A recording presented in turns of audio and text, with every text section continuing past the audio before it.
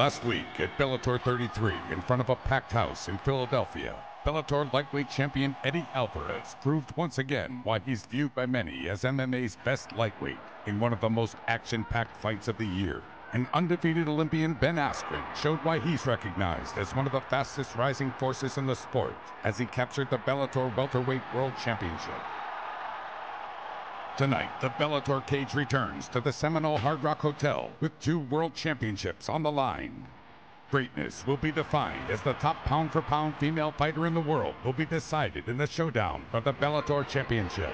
MMA's most dominant fighter, 22-0 Japanese sensation Megumi Fujii, looks to maintain her place as the greatest female fighter in the world. But devastating striker Zoila Warrior Princess Frosto has plans of her own to become the first ever Bellator Women's World Champion. 2 explosive strikers collide with only one emerging as the Bellator middleweight world champion. The most devastating knockout finisher in mixed martial arts today, Hector Lombard, defends his Bellator middleweight world title for the first time against dangerous Season 2 champion and feared Russian striker Alexander "Storm" Shlemenko. Fujii, Frosto, Lombard, Shlemenko. Season 3 concludes with Bellator 34 right now. We welcome you live to Hollywood, Florida, our host tonight for Bellator Fighting Championships.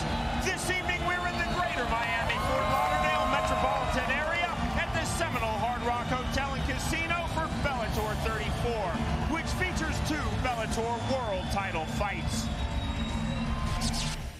Over the course of Bellator's 3rd season, we've traveled to 9 cities across the United States, showcasing mixed martial arts in front of frenzied and passionate crowds. From Chicago to New Orleans, historic theaters to outdoor venues, Bellator Fighting Championships is presented live MMA every single week.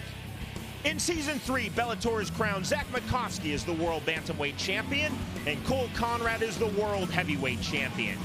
In perhaps Bellator's top fight of the year, Joe Warren knocked out champion Joe Soto to take the Bellator 145-pound world title. And last week in Philadelphia, Ben Askren defeated champion Lyman Good to become Bellator's new world welterweight champion. And Bellator world lightweight champion Eddie Alvarez stopped Roger Huerta in a truly dominant performance. Glad you're with us, everyone. With Jimmy Smith, I'm Sean Wheelock. So, Jimmy, tonight, sadly, is Bellator's final event of 2010. But it's a great show. 2 belts on the line, including the middleweight title. 2 belts in Bellator have been defended this season unsuccessfully. Both times, the challenger has won. Now, Hector Lombard is going to be defending. Can he win? He certainly thinks so. A total of 3 main fights tonight, Jimmy, here at Bellator 34. Well, we start off with a feature fight at 185 pounds. Dragan Teshanovic from Serbia, a stand-up specialist. He has faith in his knockout power. Mike Bernhard, well-rounded, a jiu-jitsu brown belt, good wrestler, good stand-up. He thinks he should be the favorite. He wants to spoil the debut. The best pound-for-pound female fighter in the world, Megumi Fujii, an incredible 22-0, has looked so dominant in Bellator. Zoila Frosto, she has faith in her knockout power. She's more confident than I've ever seen her. She says, I am making history tonight, but she needs a perfect game to do it. What can you say about Hector Lombard? 2 fights in 2010 for Bellator, 44 combined seconds. He has been a monster at middleweights. His opponent, Alexander Shlemenko from Russia, like most Russian fighters, he's not intimidated at all. He said, I'm coming in here to take the belt. He's coming in to have the best fight of his life. Will it be enough? We'll have to see. We're just moments away from the start of Bellator 34 and our first fight of the night, live from Hollywood, Florida. Coming up, fast-rising Serbian Dragan Gagi Teshanovic puts his undefeated record on the line in a middleweight showdown with knockout artist Mike El Gringo Diablo Bernhard. This is Bellator Fighting Championship. Mike Bernhard versus Dragan Teshanovic. Now, Teshanovic coming in with the hype, but Bernhard, I think, has a chip on his shoulder. He said, I'm out for the upset. Teshanovic versus Bernhard. Dragan is a stand-up guy. He has excellent strikes and will only grapple if he has to. That may be a problem against the Avalon brother brown belt. Bernhard thinks he is the favorite. You saw in that clip, he was extremely confident. In the interview, he says he thinks his skills will spoil Dragan's U.S. debut. Chasing the storm. The man fighting for the middleweight title tonight was an unknown European fighter at the start of last season. Can Dragan follow his path in 2011? We'll find out tonight. We now send it inside the Bellator cage to Michael Williams. Ladies and gentlemen, Bellator Fighting Championships tonight from Seminole Hard Rock Hotel and Casino in Hollywood, Florida.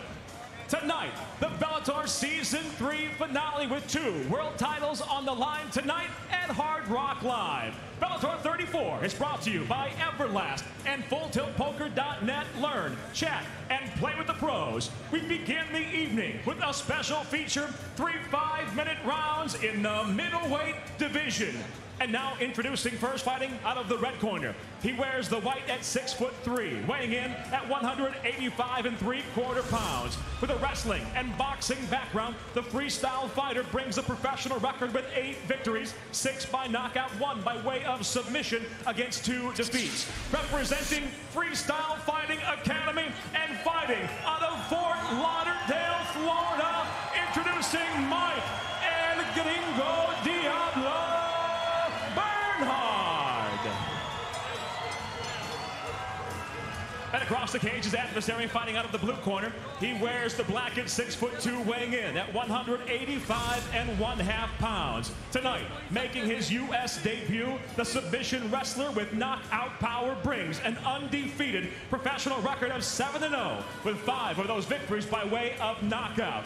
Representing Jardushan Silny and fighting out of Belgrade, Serbia, presenting Dragan Gagi Teshanovic. And the referee for this contest, Troy Wall. Fighters in the ring. Fighters in the ring. Gentlemen, we all know the rules. I want a good, clean fight. Touch gloves, go back to your corners, get ready to rock and roll.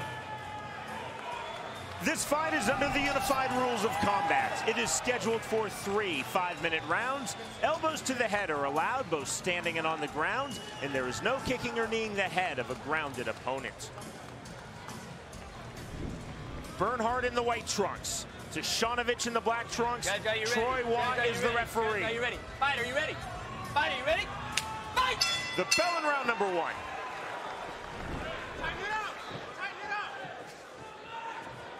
Bernhard was very adamant. He said Teshanovic starts off slowly. I want to push the pace.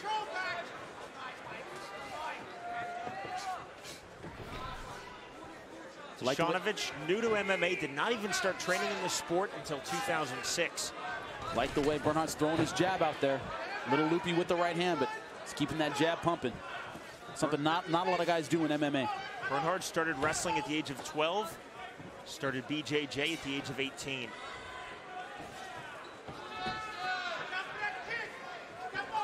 Bernhard telling us in his fighter meeting that his goal was to take Teshanovic down and then work for ground and pound rather than for subs. He said he did want to test his stand-up a little bit. You can see him doing that here. Find out if that's a smart path in a little bit. Teshanovic, 7-0 in his pro MMA career. Just the second time that he has fought at middleweight. Jimmy, and we know this a lot from European fighters. He walks between 200 205 pounds. Other than his last fight, a victory versus Gregor Erb in this weight division, his other fights were 205 pounds at light heavyweight. A lot of European fighters, they just get on the scale. They fight at what they walk. They just don't cut weight a whole lot. I mean, you and I have done, I don't know how many fights in Eastern Europe and Russia, and they just step on the scale 2 or 3 pounds lighter than their natural weight. Oh, good left hand. Left hand by Teshanovic. The shot and a takedown by Bernhard. A good shot, but Bernhard taking advantage, getting the takedown.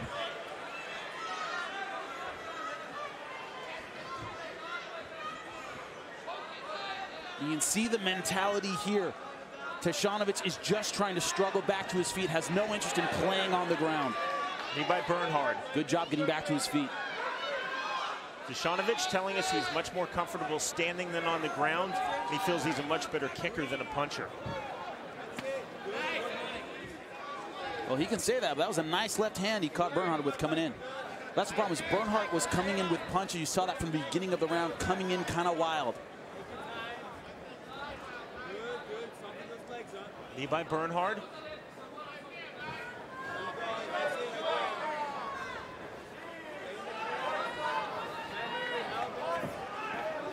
Getting not just the U.S. debut in MMA for Dragan Tishanovic. First time he's been in this country. He arrived from Belgrade, Serbia on Tuesday morning. His previous pro MMA fights, Jimmy, in Serbia, Slovenia, and Bulgaria. Sounds a lot like our old M1 travel schedule. Sounds exactly like it. Fond memories I have of Eastern Europe. Knees by Bernhard. Nothing I'm going to talk about on air, though. Probably for the best. Probably for the best. But good job trying to use the knees to eat up the thighs of Tishanovic, but not a lot of action here. Crowd kind of getting on him. You see, Tishanovic had a very lukewarm reception by the crowd. The crowd very much behind the American. Stop! All things being equal, they're going to root for the hometown boy. Not enough action for the Vikings of referee Troy Waugh. Centering restart. Tishanovic wants to throw the head kick. He made that clear. A right hand, a clipping right hand by Bernhard.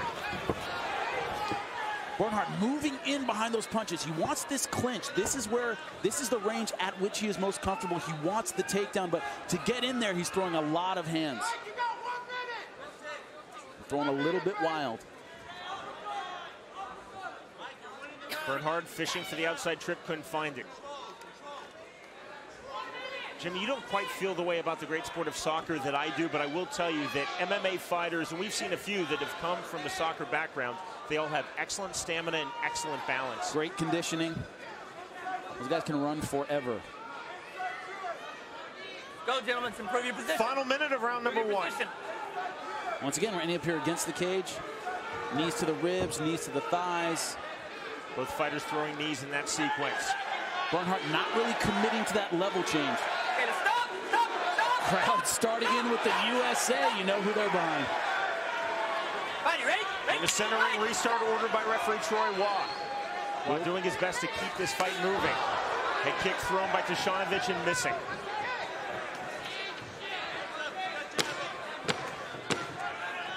Closing seconds of round number one of this Bellator special feature fight in the middleweight division.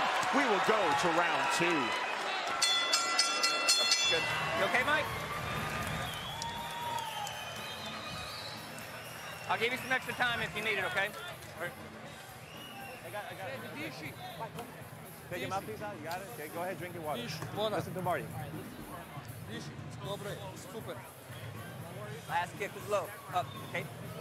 You okay? Okay. Neće, znači ne zaleći sudarce. Znači ga po lovu kikovima lagano, znači ga dobiti dolje. Može. Šusno. Okay. To je to. Gledaj mu desnu ruku. Izađi iz centra, tako puni puča. Samo puni puča. Puni puča. We see that left hand from Tishanovic. Seconds out! Bang! Right here on the chin as Bernhard was coming in. Just wasn't protecting, a little wild with the punches. That was the best punch, I believe, of the first round and of the fight so far. I'm going to call time, okay? But very close first round. Timekeeper! Time! Time has been called before the start of round number two by referee Troy Waugh. At the end of round one, Waugh detected a low kick thrown by Dragan Tishanovic. Waugh now feeling that Bernhard needs more time from that low kick. Well, you have to remember, there's only a 1 minute break in between rounds. You're allowed to have 5 minutes. Let's see if we can get a shot of that. That certainly wasn't it. Let's see here. You all right? Bang, right on the cup. You ready? You ready? Bad low shot. And only 1 minute in between rounds. You're allowed 5. Good call by the referee. Excellent refereeing. Time in now, round number two. Mike Bernhard is in the white trunks. Dragan Tishanovic is in the black trunks. Jimmy, how do you have this score through round one? Very, very close first round. I give the slight edge 10-9 to Bernhard based on aggression, based on his ability, his ring control, cage control, whatever you want to call it. He's dictating where the fight goes. Got a takedown, very close round though. I think Tishanovic did a little more damage. Tishanovic, good body kick there. But who knows how the judges will see it. And I see what Tishanovic means. I think his kicking is better than his punching. Very powerful kicks, very fast as well. Now, one thing Tishanovic isn't doing is firing very many low kicks. A lot of his kicks are to the body. There's one there, but a lot of his kicks have been to the body and to the head. Now going down to the legs. I think that's a good strategy against the wrestler. That hit kick landed in the left hand. Bernhard takes a big step back. I think it hurt his eye, maybe nicked his eye because he's rubbing his eyelid. If the referee doesn't say stop, that's a mistake by Tishanovic, in my opinion. If the referee doesn't stop you, keep on going. Any fighter would tell you, if a guy's pawing at his eye, that is not my problem. Certainly not an illegal strike. It might have cut his eye, got the eyelid, but Tishanovic being quite the sportsman and stopping right there. We'll see it here. Doctor, look at it, okay? Make sure you're 100%. Okay? Stay right there. Nice high kick. That was on the jaw. I don't think that would have caused any damage to the eye. But Tishanovic being quite a sportsman, stopping that when he saw him pawing at his eye when he did not have to. Oh, good exchange there. Low kick for a right cross. Big right hand thrown by Bernhard. Did not want to take much time out. Said the eye was okay to referee Troy Waugh. The resumption of round number 2. Similar situation, Tito Ortiz, Chuck Liddell. Chuck saw him swiping that eye and swarmed an attack, knocked him out. Real bounce in the step and in the stance of Dragan Tishanovic. Well, I think he's confident in his stand-up. You know, a lot of times you feel a guy's power in the first round, you think, that's all he's got. I think I'm the better striker, and it adds a lot more bounce, a lot more energy and confidence to a guy, and I think that's what we're seeing in Tishanovic. Inside kick a moment ago by Bernhard. Okay? You okay? Stop. Another problem with the eye. This time it's Tishanovic. Can you see okay? Okay, ready? Mike! That's one of the things about the MMA gloves. It's easy to get those fingers in the eye. Telling the referee, keep your hands closed, but, you know, they don't have to. Certainly not a rule. Good leg kick. I like the leg kicks by Tishanovic, especially against a guy when you're southpaw and he's orthodox. The meat of that inside leg is there all day. Just like Alvarez Huerta. So much bounce in the step of Tishanovic. Oh, good straight left. That was a money shot. Best punch of his round, certainly of this fight for Dragan Tishanovic. He's just timing that aggression of Bernhard. I think he's got timing on his punches. He sees when he throws that right, very loopy, and he's fitting that left hand right in the middle. Bernhard missing with the right hand. Bernhard again coming forward. Another good left. Knee by Tishanovic. Now we'll see if those leg kicks pay dividends in positions like this where you need that lead leg, you need that power underneath you to use the clinch, to drop for your double leg, to get your takedown. Let's see if it slows down the takedown of Bernhard. Coming up after this fight, Bellator will crown its first ever female MMA world champion. The final of Bellator's inaugural women's 115-pound tournament. Zoila Frosto versus Megumi Fujii. Deep in the round number 2 of this Bellator special feature fight in the middleweight division. Mike Bernhard now in the top position. Dragan Tishanovic closing guard. That was a really nice outside trip. Tishanovic with that closed guard, now opening it up. He's being mobile on the ground. He's not sitting there waiting. He's going for what he wants. A bad idea putting that left leg underneath, I think. That's letting Bernhard pass to that weak side now. Now in half guard. Very loose half guard held by Tishanovic.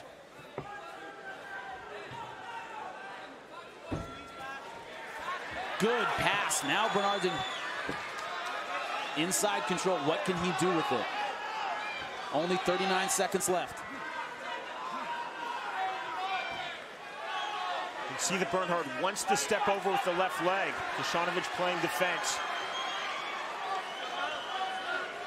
Tishanovic holding on. I think he might know there's not a lot of time in the round. I just have to hold on, but that's a good move. Trying to spin out the back door, but Bernhard not having it. One hook in now by Mike Bernhard. Both hooks in. Flattening out his man in the dying seconds of round number 2. Bernhard looking to finish. He will not have enough time. We will go to a third and final round.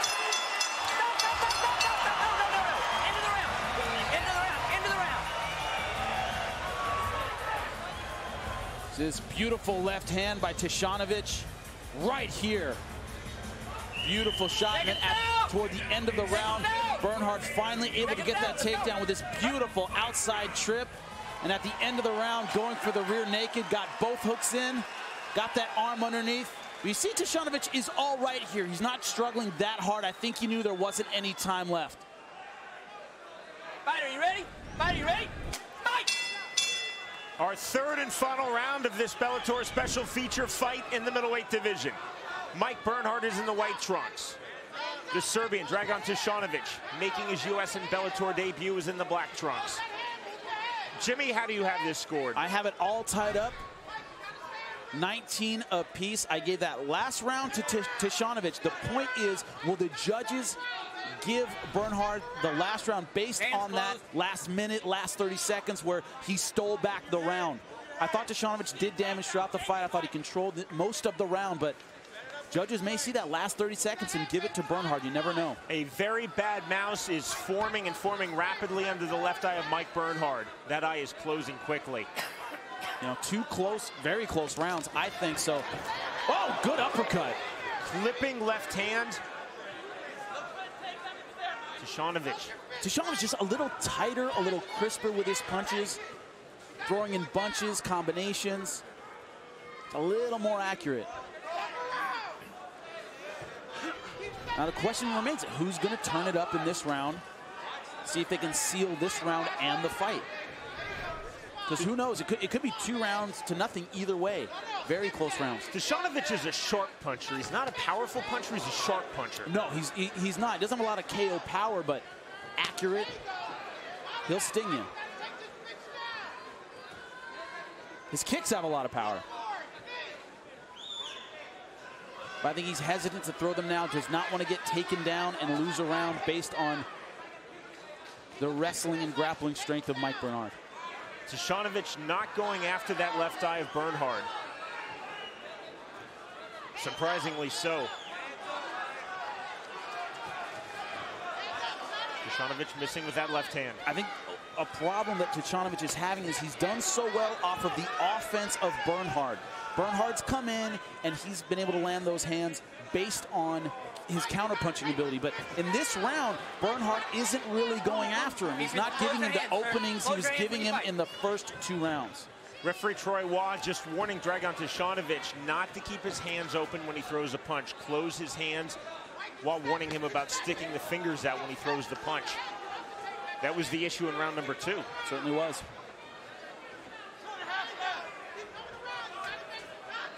Leg kick by Bernhard. Step in right hand by Mike Bernhard.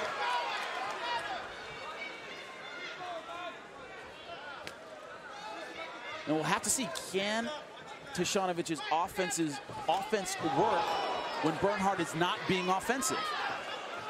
There's a nice straight left hand by the Serbian. 2 minutes left in this fight. We'll have to see who can turn it up. Tishanovic has to, I think, let it hang out just a little bit. He has to turn it up enough to seal this round in the eyes of the judges. That's not an easy thing to do. Another low kick by Bernhard. Tishanovic seeming unfazed. Especially when you've been so successful with your counterpunching. It's hard to then change it up and get offensive. I think maybe Bernhard's corner told him, hey, let him come to you. 1:30, 90 seconds left. Work, gentlemen, work. Call for action by referee Troy Waugh. Step in right hand, missing badly by Bernhard. Again, Tishanovic trying to slowly walk down his man. This round, Bernhard being a little bit busier. Here come the boos, Jimmy. And I understand them, but you know, it's one thing, if you're in his corner, it's not a matter of there's not enough action. You got to be screaming at your guy going, hey, this fight is very, very close. Both guys are fighting as though they are ahead on the scorecards. I think that's a bad idea. This is a very close fight. Into the final minute, final round of this bout. Do you think the boos are warranted? Well, you know, you're here to entertain people. If they're not being entertained, they're going to boo. That's pretty much the way it goes. I'm not saying whether they're warranted or not. I generally don't boo guys, period.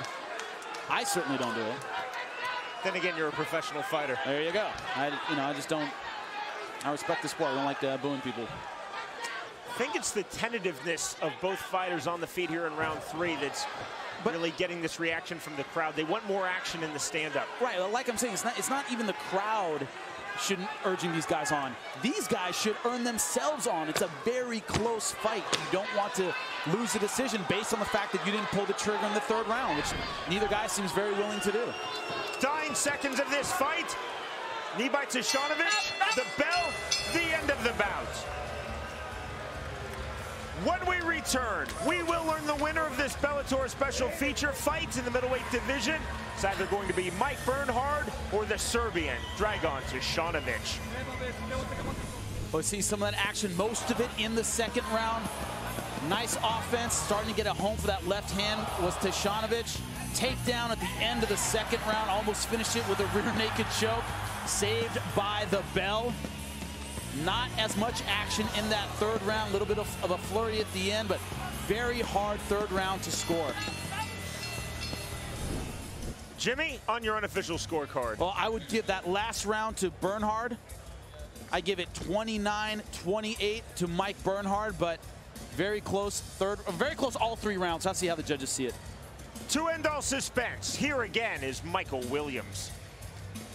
Ladies and gentlemen, having gone the distance inside the Bellator cage, we will go to your judges' scorecards. Judge John Rupert scores about 30-27, while judges Hector Gomez and Tim Vanata both scored about 29-28, all for the winner by unanimous decision, Mike El Gringo Diablo Bernhard. He was confident, Jimmy, and now he's victorious. Unanimous decision win for Mike Bernhard. I think he had every right to be confident. He fought like he had something to prove. That third round, like I said, it was just, I thought it was a little busier, threw a little bit more punches, and that's all that mattered. That little bit of edge gave him the fight. The winner, by way of unanimous decision, Mike Bernhard, now 9-2 in his career as he defeats Dragan Tishanovich. Up next, the greatest pound-for-pound fighter in women's MMA faces the toughest test of her career. Undefeated sensation Megumi Fujii battles explosive striker Zoila Warrior Princess Frosto for the Bellator Women's World Championship. You're watching Bellator 34. Here at Bellator's final event of 2010, Alexander Shlemenko versus the champion Hector Lombard for Bellator's 185-pound world title. We are now set for the fight that will crown Bellator's first ever female world champion, the final of Bellator's women's 115-pound tournament, Zoila Frosto versus Megumi Fujii. Megumi Fujii, what can you say about someone who is 22-0 in MMA but unstoppable? Zoila Frosto says, I'm here to make history. Let's see if she can do it.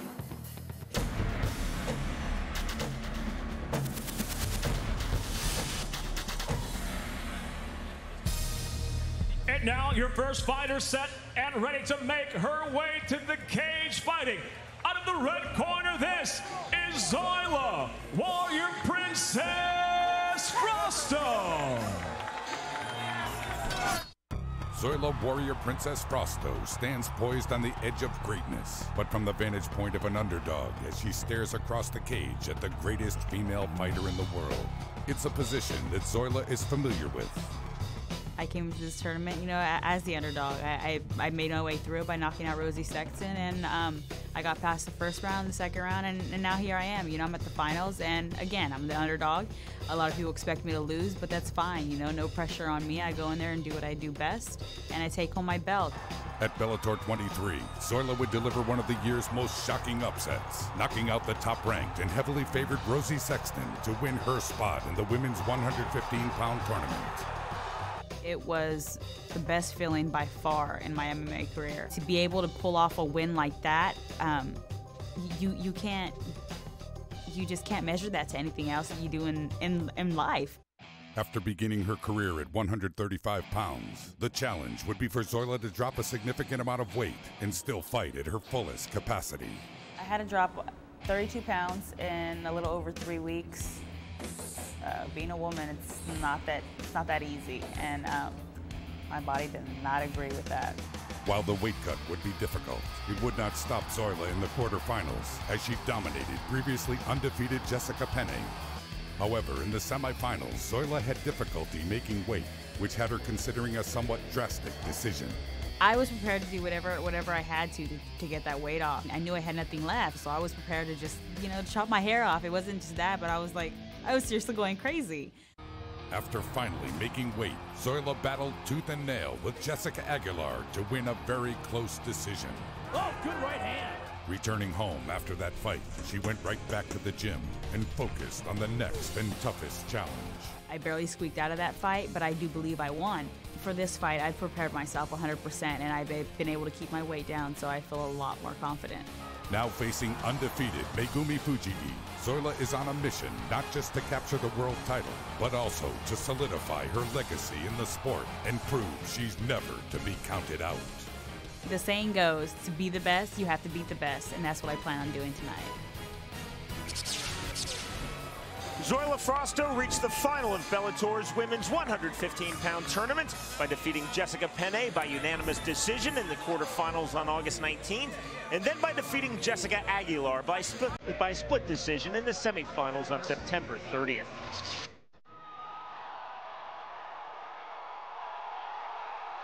This is her time. Megumi Fujii, the greatest pound-for-pound female mixed martial artist in the world, undefeated. 22 victories, 18 submissions, the most dominant fighter in the world, male or female. I fight by learning to overcome my weaknesses. When other little girls her age were playing with dolls, Megumi was learning the ropes from her father, who was her personal judo sensei. It was just what we did in my family. My father started to teach me my techniques at a very young age. Now, the Japanese sensation looks to add the Bellator World Championship to her resume. But in order for her to gain the title, she must get past the larger, more powerful Zoila Warrior Princess Frausto. I'm not scared of her striking. I'm scared of her physical strength. I know Zoila is physically bigger than me, so I need to think about how to control those differences. Not only does Fujii want to bring the Bellator World Championship back to Japan for herself, but for all of those that have supported her in her lifelong pursuit of combat sports supremacy. Becoming champion would be one of the biggest points in my career. If I win, I can finally pay back my family and friends who have supported me throughout the years. With her sights firmly set on capturing the title, Fujii wants to use her time in the spotlight to inspire other girls with the hunger to compete. I want to create a path for all the younger generations of female fighters. This is her time. Tonight, Megumi Fujii looks to solidify her legacy as the greatest female fighter on the planet against the most dangerous striker in the division. As confident as she is dominant, Mega Magoo plans on doing what she always does: win. I fight like every fight is my last. I'm going to give it everything I've got. The past is the past. Say what you want about her poor performance against Jessica Aguilar. Zoila Frausto is in the finals and is coming in with a lot of confidence. She has put the semifinals behind her and is ready to make history. Fujii will stalk Frausto. Jessica Aguilar won the kickboxing battle against Zoila Frausto by staying in her face. Fujii and Josh Barnett have been working on that kind of up-close, in-your-face style. She needs to implement it in order to be successful. The big question, can Zoila stay off the ground? This is key. Zoila has shown excellent takedown defense, but Fujii showed her ground dominance against the very well-rounded Lisa Ward. Zoila has to stay on her feet to have a chance here. From Seminole Hard Rock Hotel and Casino, Bellator Fighting Championships along with FullTiltPoker.net. Learn, chat, and play with the pros and Everlast. What do you fight for? Tonight here at Bellator 34, now present 5 5-minute rounds for the women's 115-pound Bellator World Championship. And now introducing first, fighting out of the red corner. She wears the black and pink at 5'5", weighing in at 114.5 pounds. With 2 decision victories in the tournament, the Taekwondo black belt and Muay Thai striker stands with 9 wins, a single defeat, with 1 victory by knockout, 2 of those victories by submission. Representing Team JG MMA from Madera, California, now fighting out of Cincinnati, Ohio, the first tournament finalist, Zoila Warrior Princess Frosto. And across the cage, her adversary, fighting out of the blue corner. She wears the white and pink at 5'3", weighing in at 113.5 pounds. With 2 tournament submissions, both by way of armbar. Tonight, the catch wrestler with a background in Sambo, Judo, and Brazilian Jiu-Jitsu brings an unheard of, undefeated professional record of 22-0, with 1 victory by knockout, 18 by way of submission. Representing Team AACC, she is, pound for pound, the world's best female fighter from Okayama, Japan, tournament finalist, Megumi Fujii. And the referee for this contest, Frank Gentile. Okay, this is a world title fight. I expect you guys to listen to my commands, okay, and keep it clean. Are there any questions over here? Any questions here? Let's just touch them up and do it. Tonight's 2 Bellator world title fights are under the unified rules of combat. They're scheduled for 5 5-minute rounds. Elbows to the head are allowed, both standing and on the ground, and there is no kicking or kneeing the head of a grounded opponent. This, the final of Bellator's women's 115-pound tournament. The winner will become Bellator's first ever women's MMA champion, the bell in round number 1. Zoila Frosto is in the black and pink. Megumi Fujii is in the white and pink. Frank Gentile is the referee. Zoila squatting so low. You see her stance about as low as she can get and still throw strikes. She's thinking takedown defense from the start. A kick by Fujii. Definitely blocked by Zoila Frosto, who began Taekwondo at the age of 11. Fujii began Judo at the age of 3. The rank of black belts, both Judo and Brazilian Jiu-Jitsu. Fujii, 36, Jimmy, did not start in this sport until she was 30 years old. Oh, I like the way she's angling, trying to come in, throw that left hand. Zoila said, I like that she's a southpaw, lets me throw my right hand right down the pipe. Frosto, 10 years younger than her opponent, age 26, has been training in mixed martial arts for 4 years. That's funny, Megumi has her against the cage, you see here, but not trying to come in and clinch and get the takedown yet. It's a little bit surprising. She wants to stay outside and bang a little bit. One of the problems she had against Jessica Aguilar is that Zoila Frosto falls in love with that right hand. You see her throw it all the time. It's easy to see. She doesn't set it up very much with her lead hand. She needs to do that if it's going to be successful. She has to mix it up. Just that right hand by itself, it's just too slow. It's too easy to see. Flipping right hand on the inside by Frosto. Zoila Frosto was very clear and definitive in our fighter meeting with her 2 nights ago. She said, I want to keep this fight standing. If I find myself on the ground, I'm going to try to do my best to power up and get back to my feet. Body kick by Frosto. And she throws a lot of power shots, but Megumi's defense right now holding up. Oh, good right hand. I'm sorry, left hand. It was the left hand. Frosto down and right back up. Fujii did not pounce. That's surprising. Not used to southpaws. That power shot is the left hand. Fujii now trying to close. This was the pressure I was talking about. All Josh Barnett and Fujii talked about in our fighter meeting was staying in her face, not letting her off the hook, just like Jessica Aguilar did. Zoila Frosto normally walks around at between 145 and 150 pounds. Megumi Fujii walks around at about 118 pounds. Even for a man, that's a ridiculous weight cut, and for women, it's so much harder to cut that weight. You know, the water stored in the muscle tissue, men have 33% more muscle tissue on average, and so much easier for them to weight, and that's a big weight cut for a dude. You see here, Frosto throws a lot. She throws the right, she throws the kick, but she doesn't have a wide variety of strikes. She really loves that power shot. Fujii missing with that kick. So far, all stand-up. And Fujii, 22 fights in pro MMA, 22 wins, 18 of those victories either by submission or technical submission. Another good short left hand by Fujii.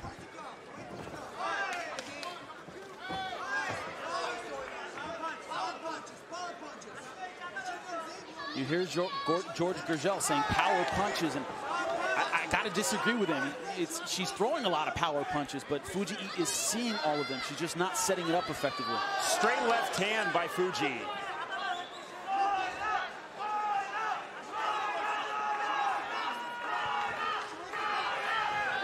Outside kick by Megumi Fujii.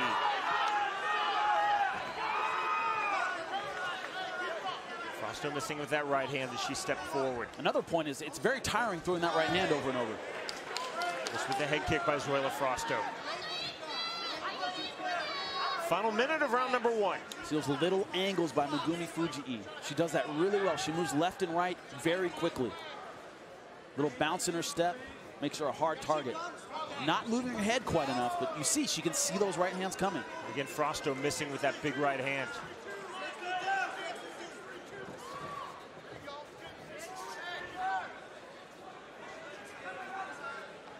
Frosto very pleased that since defeating in the semifinal round of this women's 115-pound tournament for Bellator, Jessica Aguilar on September 30th, her weight did not get above 125 pounds.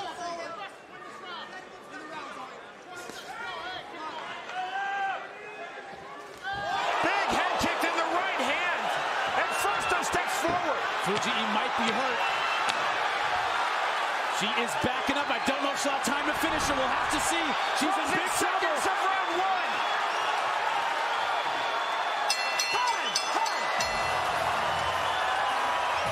Wow. Almost a huge upset at the end of that first round. Started with this head kick. Bang.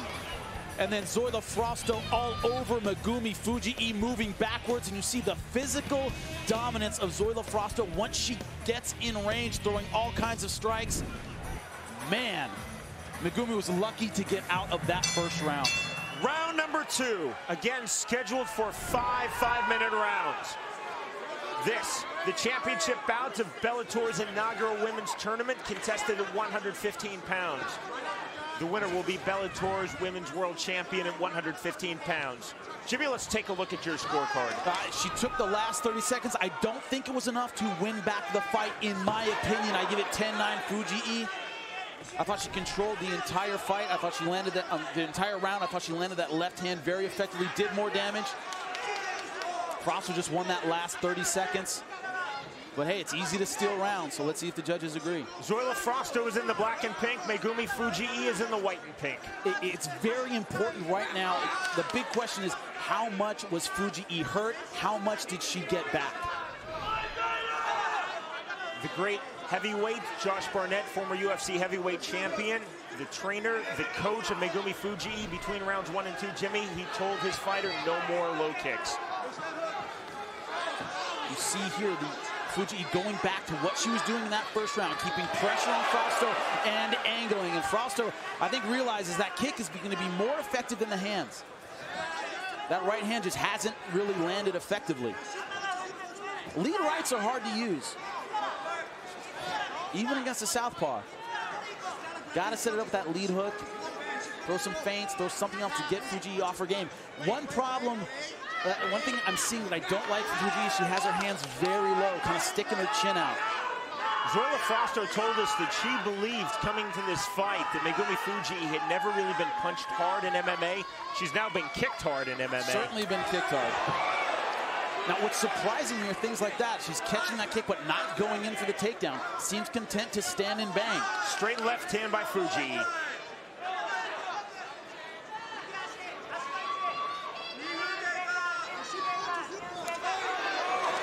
Frosto just missing with that right hand as she stepped in.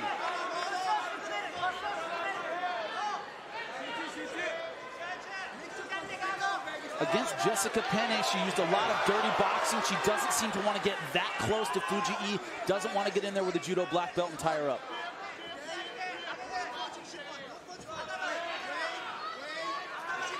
Fighters moving side to side. Frosto, as she did for much of round number 1 here in round number 2, fighting with her back just against the Bellator cage fence. But Fujii seems content to stand and kickbox. Not shooting in even though Frosto's back is against the cage. Push left hand there by Fujii. I think they might be saving those takedowns for the 3rd round into the deep water when she gets a little more tired, then spend some energy looking for the takedown. Jessica Penning went for a lot of clinches and takedowns, and her fight against Zoila Frosto was not successful, burned a lot of energy. Frosto just missing with the overhand left. Fujii slowly trying to walk down Frosto. Looks like the plan is to spend at least the first couple rounds kickboxing for Fujii.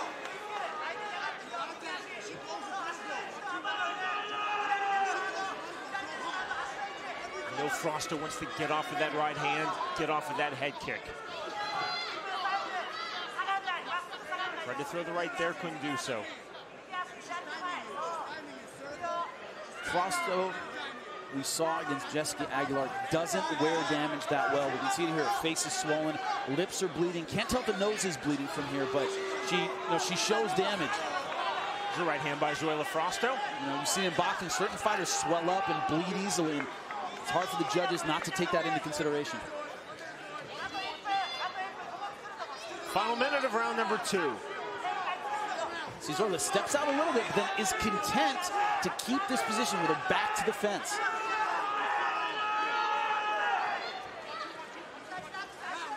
Fujii just missing with the left. Body kick by Frosto, partially caught by Fujii.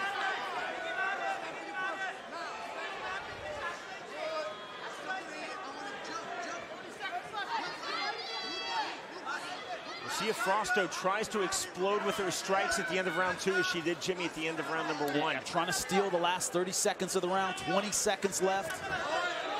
Low kick by Frosto. I'm surprised Fujii doesn't mix it up. Maybe look for a takedown to try and ice the end of the round, but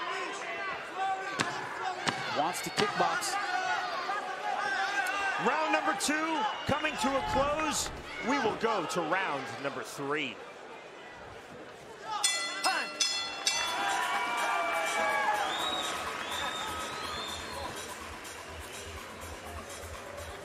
Ease your mind. Breathe. Breathe. Relax your mind. Spit. Relax your mind. Relax your mind. Far more level changes when you're striking in there. Takedown, okay? I want her Kawhi takedown, okay?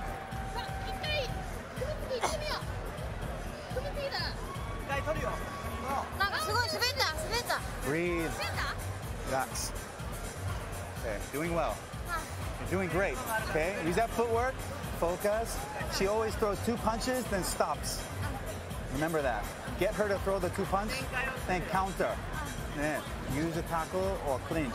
I want her to Kawhi takedown, okay? No takedown, okay. I want no kick. Yeah. Okay, let's go, check it out. Not face. Yes. Let's go. Let's go. Sugoi, Megu-chan. A look into the corner of Megumi Fujii with her trainer and coach, Josh Barnett. Stay back in the corner. Zoila Frosto also has an outstanding trainer and coach. Her boyfriend as well, George Gurgel, UFC and Strikeforce veteran. A lot of talent in the 2 corners, a lot of talent in the cage right now. Round number 3. Josh Barnett said in between rounds she throws 2 and then she stops. I agree, she's not throwing a lot of combinations, not a lot of punches and bunches. It's pretty much that 1-2. The winner will be crowned Bellator's inaugural female MMA champion. This contested at 115 pounds. Zoila Frosto is in the black and pink. Megumi Fujii is in the white and pink. Jimmy, as always, you have the unofficial scorecard. Well, I have it 2-0. I gave that last round 10-9 to Megumi Fujii. 20-18 so far.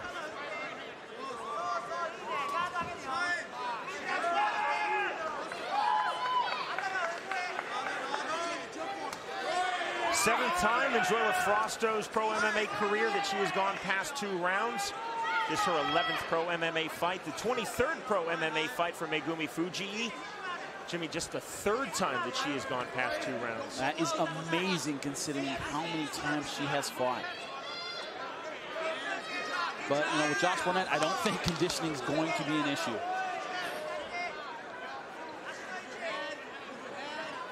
About 85% of this fight has been contested in this area. That portion of the cage, Frosto with her back against the Bellator cage fence, moving side to side.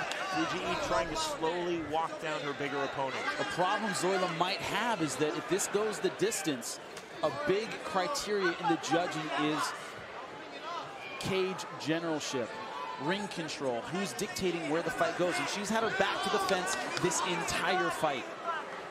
Fujii looks like the aggressor. I think she's been a little more accurate and done a little more damage as well, but even if it were equal, Fujii looks like the one who's pushing Zoila around, or at least deciding where the fight goes, and that is so important. Frosto said to us in her fighter meeting, quote, "I have to knock out Fujii to win." She just, for some reason, did not think that if it went all 5 rounds in 25 minutes, that she would get the favorable end of the decision.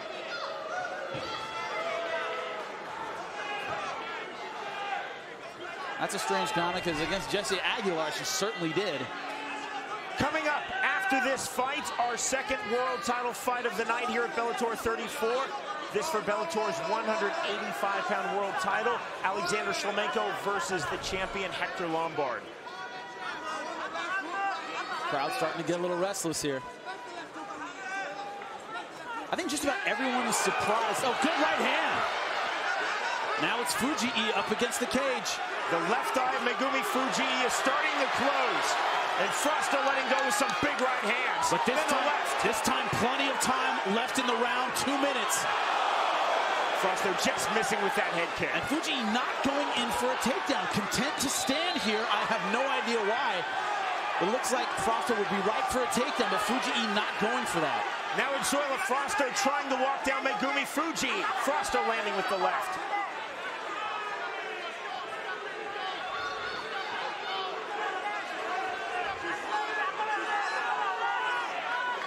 Frosto missing with that stepping right. Well, you think we'd see, and that's a bad habit Fujii has, is reaching for that leg kick.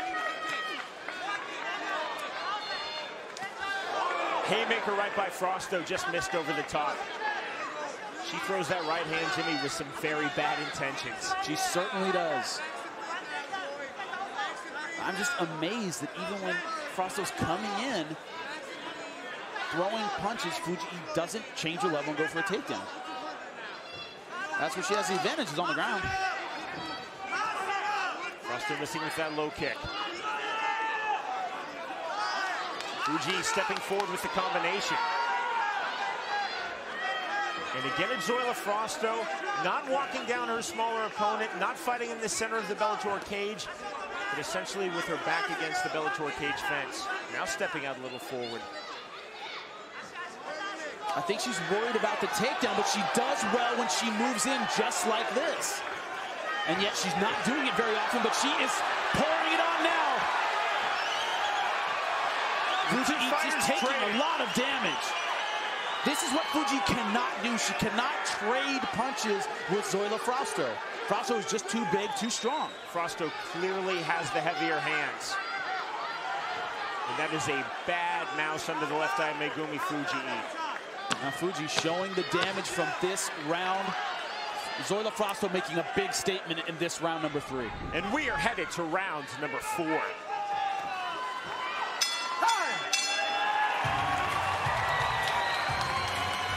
Frosto being much more aggressive in that 3rd round, backing up Fujii, throwing that right hand with abandon. You see here, overhand lefts.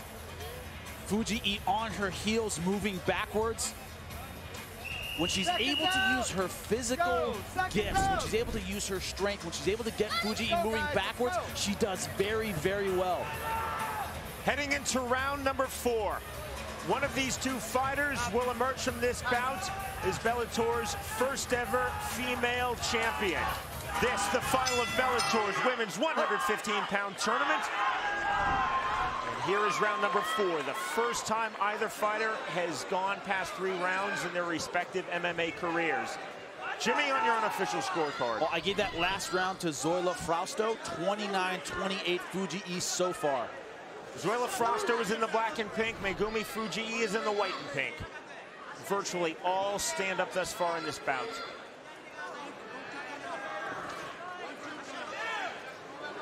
Jimmy, are you surprised that we're into round number 4? I'm surprised by a lot of the aspects of this fight. I'm not surprised we're in the deep water. I'm not surprised we're late into this fight. What has surprised me is Fujii has been totally disinterested in the takedown. That has surprised me. She's engaged in a kickboxing battle with a very hard puncher. I thought she would maybe do it for a round or two, throw Frosto off, and maybe then go for the takedown, but she seems content to kickbox. That is really surprising me. Sharp left hand there by Frosto. Fujii trying to get off with her left, and a missed right to the body by Zoila Frosto. You know, we heard Barnett say this is a kickboxing match. You need to take her down. So far, she's going back to the same. I think Barnett's seeing what we're seeing, that, hey, when she gets moving forward and using those hard punches and Megumi's backpedaling, it's very, very dangerous. Why play this game if you don't have to? And yeah, Frosto's been very hard to take down, but got to give it a shot. Got to see if you can mix it up. Fujii again trying to establish the left hand. Haymaker right hand misses by Frosto. What's important to keep in mind is Jessica Aguilar, on my scorecard, won a kickboxing match with Zoila Frosto 2 out of 3 rounds and lost a lopsided split decision. So you can't trust that things are going to work out your way if this goes 5 rounds. Especially all on the feet, where it's been closely contested. Fujii missing with that left. She gets on top, works some ground and pound. She can maybe put some rounds in the bank, but right now she is not doing that. It's shocking to me.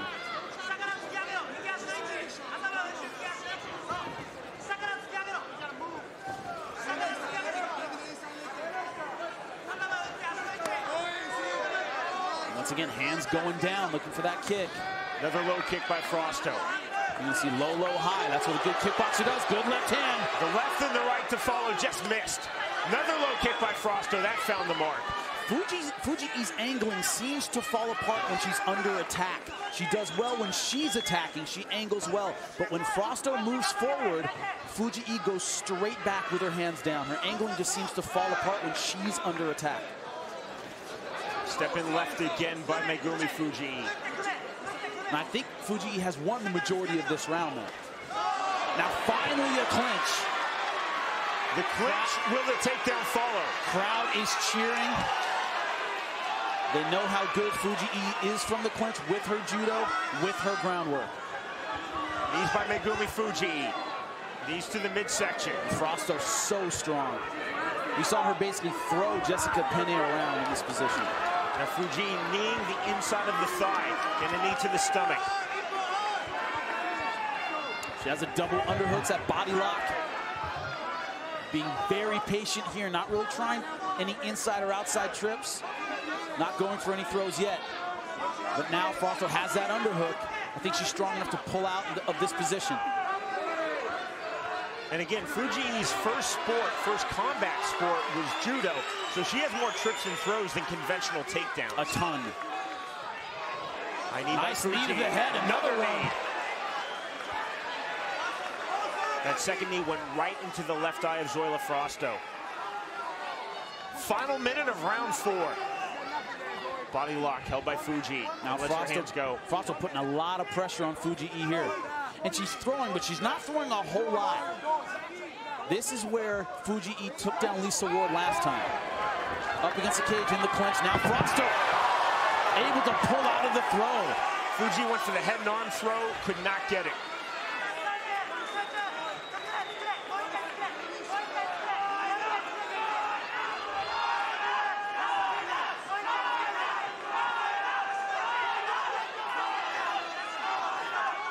Frosto circling to her right.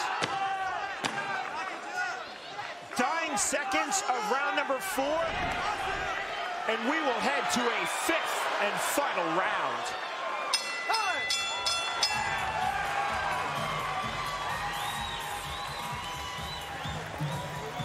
Breathe. You won 4 rounds. All you gotta do is not be put away. You won all 4 rounds. You won, maybe not, you won 3. For sure. You won 3 rounds. You lost, maybe you lost this last one. It's close, but it's close. Okay? It's very close. You got to suck it down deep, Zoila. There's one more round. Hey. Do you understand what I'm saying, babe? Don't lay it on the line. This is the 5th round, Zoila. Slow your mind. Slow your mind. Slow your mind. Slow your mind. Slow your mind. Slow your mind. Slow your mind. Now I want you pushing forward because you haven't been pushing forward. You understand me? I want you touch her. Don't load it. Touch her with your punches. You're hurting her. Touch her with your punches. Just land, Zoila. Land you. All you gotta do is land. You win this fight. All you gotta do is she's gonna take you down. She's gonna try. Stay low and fight right by me. Do you understand me? Fight by me. It's the last round for the World Championship. We are heading into our 5th and final round. The winner will become Bellator's female champion at 115 pounds. Zoila Frosto is in the black and pink. Megumi Fujii is in the white and pink. Round 5. Come on, come on, come on. Fujii speaks no English. So the referee saying come up and touch gloves. She does not know what he's talking about. She speaks very little English. Now, in between rounds, George Gurgel said something that, I agreed with half of what he said. He said, move forward and touch her. He said, move forward and touch her. Stop loading up that right hand. I totally agree with that. He said, move forward. You're doing that very well. I agree with that. But he said, you've won all 4 rounds. I disagree with that. My scorecard says 3 rounds to 1. I only gave Zoila Frosto that 3rd round. Yes, the rounds have been very close, but she can't go out thinking she has an insurmountable lead right now. She cannot do that. 1 or 2 rounds could have gone either way, but to think that she has an insurmountable lead is a big mistake. I think both fighters I think they need to win this round in order to be secure here. Round number 5 is a great and a rare thing in MMA. And how rare is a round number 5 in women's MMA? I would say it separates the men from the boys, but that makes no sense here in this context. The girls from the women, I guess. And neither fighter has ever gone past 3 rounds in their pro MMA career. The story of the stand-up has been Fujii's been a little bit more accurate, landing that left hand. She's been more aggressive. She's kept Zoila against the fence, but Zoila has done well in flurries. She's done well landing big shots and following up. She hasn't been consistently successful. That's why I've given Fujii 3 out of 4 rounds, but some judges like power more. So it depends on how the judges see it. I would not say this is in the books for anybody. Virtually all stand up in this bout. Round number 4, Fujii going for a head and arm throw, and Frosto just simply powering out. Fujii's cut looks like over, I would say, the left eye. It's hard to tell. It's obscured a little bit by her hair from our vantage point. There's definitely some blood running down her face on the left side. Got to be from those right hands. You see Zoila trying to time that left hook when Fujii comes in. Fujii definitely has a bad mouse under her left eye. Frosto is cut in her lips. Straight right hand by Zoila Frosto. And Fujii just having no success with that takedown.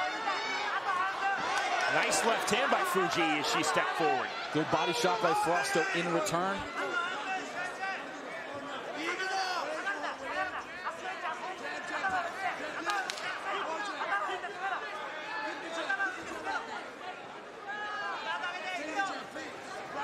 Missing with the left to the body.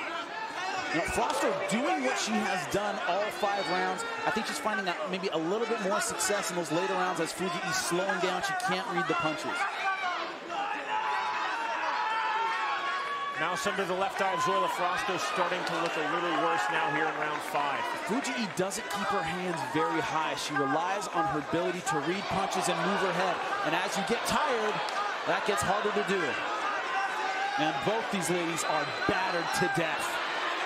Neither fighter's left eye looks particularly good here in this 5th and final round. Fujii going for the single leg. And Frosto just fighting that takedown so hard. Looking at the time, only 1:15 left.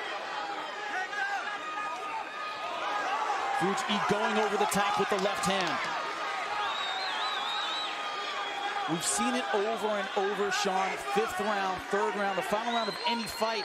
The one who thinks they're ahead a lot of time takes their foot off the gas. The one who doesn't fights with a sense of urgency. I'm not saying she thinks she's behind, but it looks like Fujii fighting with a little more sense of urgency, even though I have her ahead on my scorecard. Well, now into the 25th and final minute of this fight. A lot of blood from the lips of Zoila Frosto.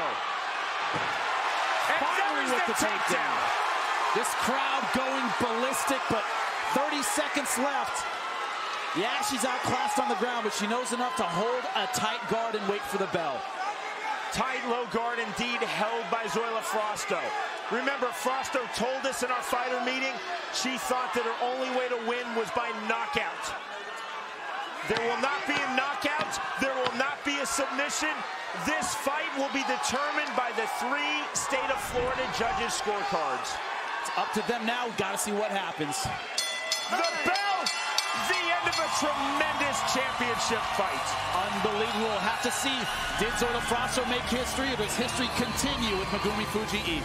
When we return, we will learn who is Bellator's first female champion. Zoila Frosto or Megumi Fujii?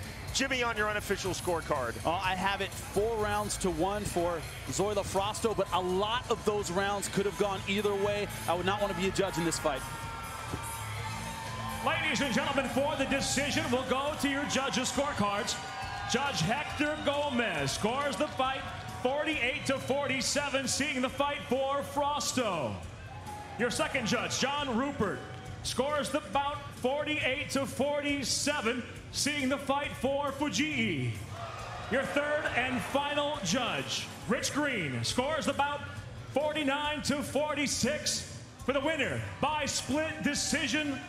And now the new women's 115-pound Bellator World Champion, Zoila Warrior Princess Frosto.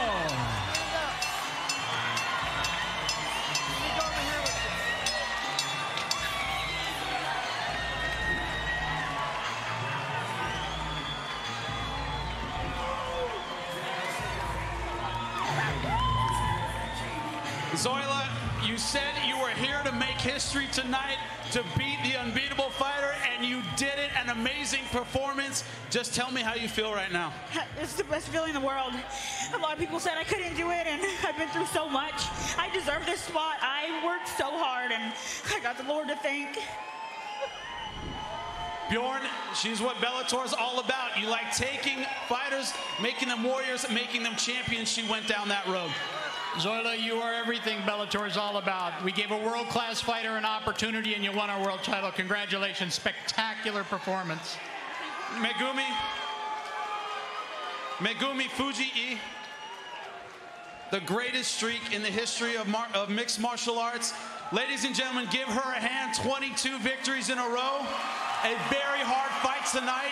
I know you must be disappointed, but tell me how you feel. Tell me how you thought the fight went.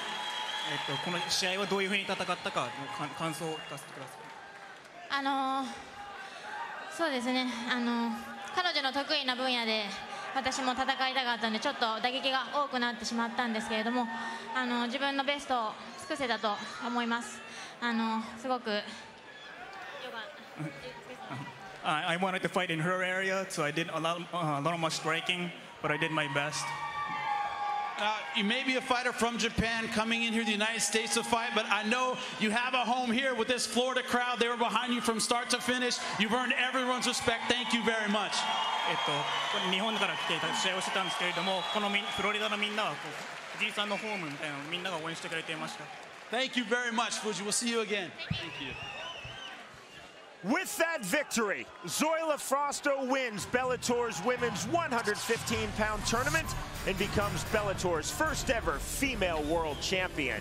Zoila Frosto also furthers her claim as the top pound-for-pound fighter in all of women's mixed martial arts. Megumi Fujii, 22 consecutive victories, and the disappointment at suffering her first defeat. Zoila Frosto, now 10-1 in her pro MMA career, and she can call herself champion of the world. When we return, Bellator middleweight champion Hector Lombard looks to continue his path of destruction as the judo Olympian collides with fellow knockout artist Alexander "Storm" Shlemenko in the first defense of his world title. This is Bellator. Welcome back live to Bellator 34 from the Seminole Hard Rock Hotel and Casino in Hollywood, Florida, Bellator's final event of 2010. We are now set for tonight's Bellator World Middleweight title bout. Alexander Shlemenko versus the champion, Hector Lombard. Oh, this has fireworks written all over it. It's the fight the crowd is waiting to see.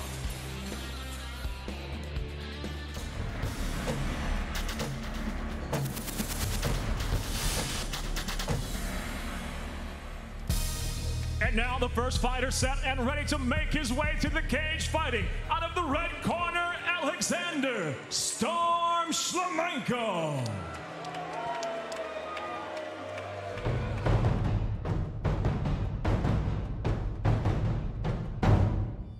Alexander Shlemenko, 30 victories, 19 knockouts, Bellator Season 2 champion, and one of the most dangerous middleweights on the planet. Growing up where I did in Russia, you had a choice. You can either become a criminal or an athlete. Fighting became a way of life. Making his professional fighting debut at just 19 years old, the punishing kickboxer quickly established himself among the best fighting products ever to come out of Russia. I fought hundreds of fights in many different disciplines. It was clear that fighting was my ticket to success. In 2010, Shlemenko entered the talent-stacked Bellator Season 2 middleweight tournament as a mystery to many. But the 26-year-old proved he was a force to be reckoned with. He showed impressive victories over Matt Major and Season 1 middleweight title challenger Jared Hess. Fighting and winning in America made me realize how far I have come. Shlemenko! The unorthodox and explosive striker would then go on to meet tournament favorite Brian the Beast Baker in the championship finals. Shlemenko proved who the true beast was that night, completely dominating the experienced MMA veteran to gain the championship title. TKO win for Alexander Shlemenko! Coming off of the biggest victory of his career, Shlemenko is eager to continue his rise in the middleweight ranks. But first, he must get past one of the most intimidating champions the sport has ever seen, Hector Lombard, Bellator World Middleweight Champion, and the hardest-hitting middleweight in the business. I have prepared myself to win this fight because I want to be a champion of the world. Alexander Shlemenko defeated Brian Baker by first-round TKO on June 24th to win Bellator Season 2 middleweight tournament. Shlemenko enters tonight having won 15 of his last 16 bouts. Hector Lombard is making the first defense of his Bellator World Middleweight Championship. Lombard is unbeaten in his last 20 fights. Born in Cuba, Hector Lombard has been a champion as far back as he can recall. First discovering judo at age 12, Lombard racked up a slew of national championships before earning his spot in the 2000 Olympic Games. When I was a kid, I was very, very talented. I was beating people 20, 22 years, guys that were really winning in the Olympics, and I was only 15. Lombard then made the transition from world-class level judo to mixed martial arts. It was at this point that the judo and jiu-jitsu black belt first began to blend his elite level of grappling with the sweet science of boxing. The results were devastating. I always like to punch, and I say, wow, this is my strength. This is what I'm good at. Displaying the same natural ability in boxing as he had in judo, Lombard began a path of destruction with his fists, compiling an unbeaten streak that currently stretches 20 fights, a path that led him to be the Bellator World Middleweight Champion.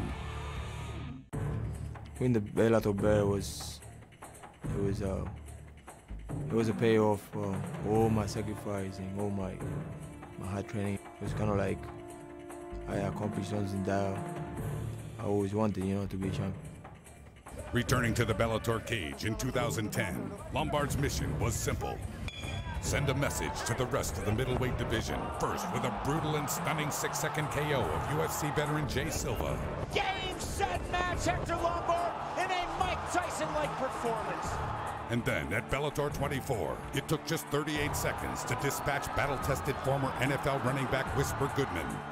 I would say that, when you KO somebody that quick, there's no excuses. They can say whatever they want to say, got surprised, got it with a lucky shot. There wasn't any lucky shot. You go for it, it's not lucky. Lucky is when you find a wallet in the street. But Lombard isn't content with being considered the most devastating knockout artist in MMA and one of the most feared champions in the sport. He hungers for a test he should find in his first title defense against tenacious Russian striker and Season 2 middleweight tournament champion, Alexander "Storm" Shlemenko. I won't make any comments about him. I like to do my talking inside the cage. Everybody got their game plans. Everybody stuff before they get hit. When the fight come over, we find out. Bully the bully. Lombard is the Mike Tyson of the middleweight division. Shlemenko has to be Buster Douglas. He can't trade punches, but he has to let him know he's not intimidated. Will we see Lombard's ground game? He's a black belt in judo and BJJ, has great ground and pound. Will he take Shlemenko down and press that advantage? Trick or treat, Shlemenko. I've talked to some of his sparring partners. They say how tricky he is, how unorthodox he is. He needs to stay that way to offset the punching power of Hector Lombard. Bellator Fighting Championships and FullTiltPoker.net. Learn, chat, and play with the pros tonight from Bellator 34 here at the Seminole Hard Rock Hotel and Casino. Now present 5 5-minute rounds for the Bellator World Middleweight Championship.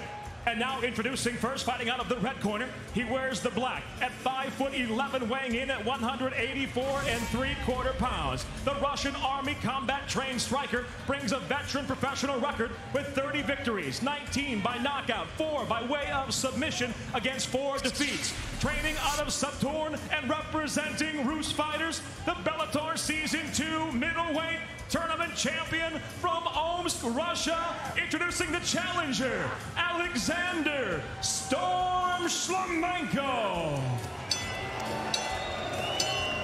And across the cage, his adversary fighting out of the blue corner. He wears the white trimmed in black at 5'9", weighing in at 183 1/4 pounds. In Bellator Season 1, he captured the title with 3 straight wins by TKO. Tonight, the Cuban judo Olympian, as a freestyle fighter, enters the cage with 26 victories, 14 by knockout, 6 by submission against 2 defeats with 1 draw and 1 no contest.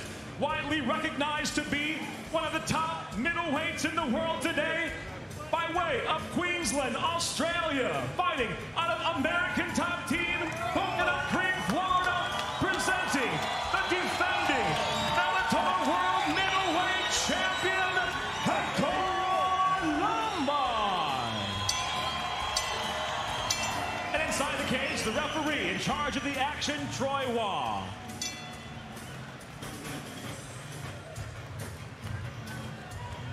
Gentlemen, we all know the rules. I want a good, clean fight. I will not tolerate anything less. Let's touch gloves, go back to your corner. Let's get ready to rock and roll. This for Bellator's World Middleweight Championship. Alexander Shlemenko is in the black trunks. The champion, Hector Lombard, is in the white trunks. Troy Waugh is the referee, scheduled for 5 5-minute rounds.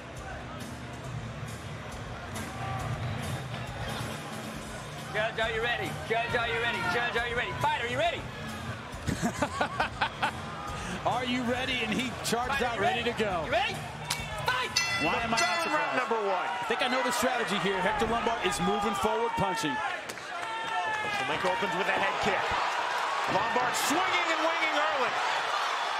And Knee he's by looking for Shlemenko. a first-round knockout. Shlemenko has to survive the early storm.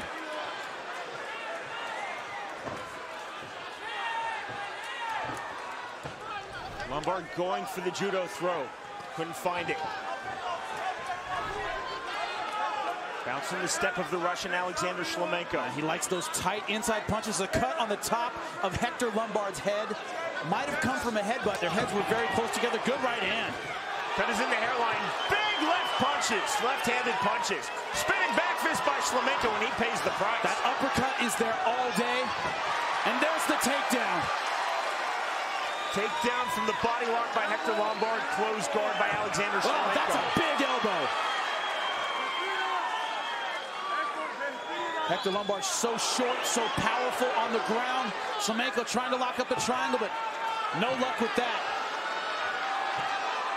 Saw a lot of blood on Shlemenko's stomach. I'm not quite sure who it's from. I think it's from the head of Hector Lombard. And Hector just all over Shlemenko here. Shlemenko back to his feet, throwing the backwards elbow. The question here is, how long can Lombard keep this pace? I know he's in great shape, but it's been a while since we've seen Hector Lombard go for more than a minute.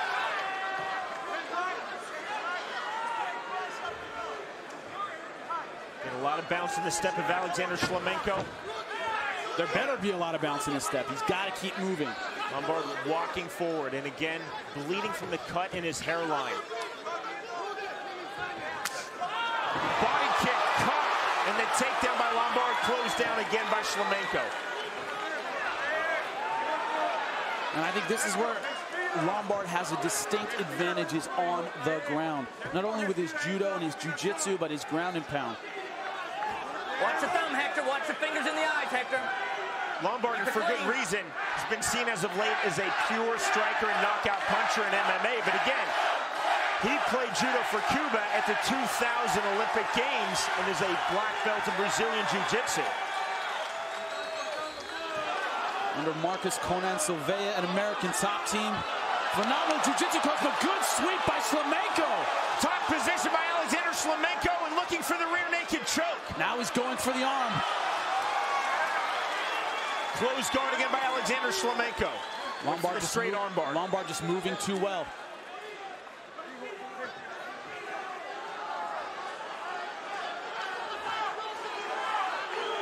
Punches nicely blocked by Shlemenko.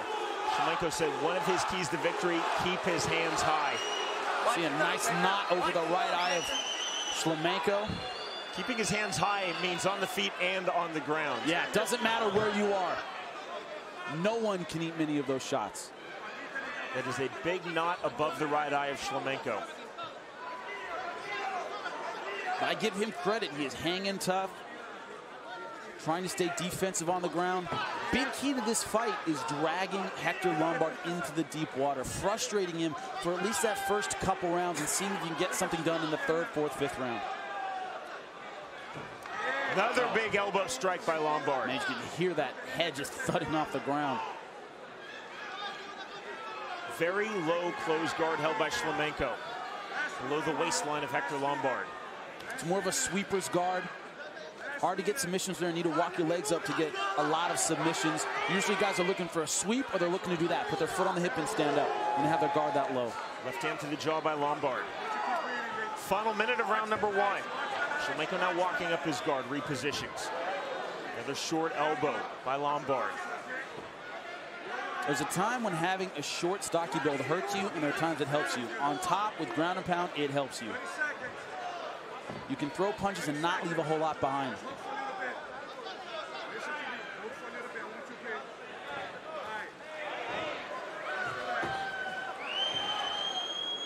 Shlemenko now holding his man chest to chest. There will be no wipeout victory for Hector Lombard in round number one in this fight.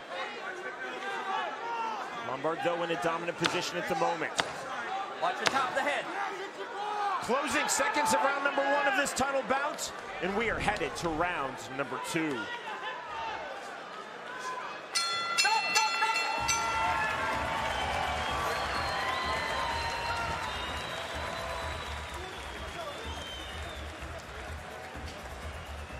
Tell him to watch the elbows on the top of the head, hitting the top of the head. Then, sir, listen, right here. Hector, watch your fingers around the eyeballs, okay? I want you, listen to me. I want you to breathe it. I want you to breathe it. I want you to breathe it. You have the fight. Listen to fight. You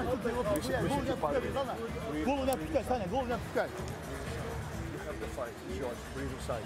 Listen to me. Breathe the fight. Relax. Okay? I don't want you to say anything.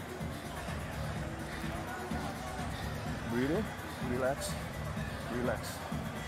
You have your back. Your back. With your back. And have a little bit.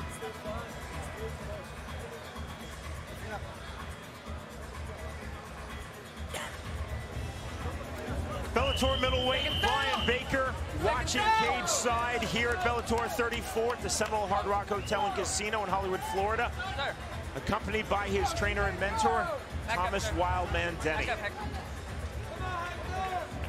Baker is the man that Shlemenko defeated in the championship bouts of Bellator's Season 2 middleweight tournament to earn the right to face the champion in this bout tonight, Hector Lombard.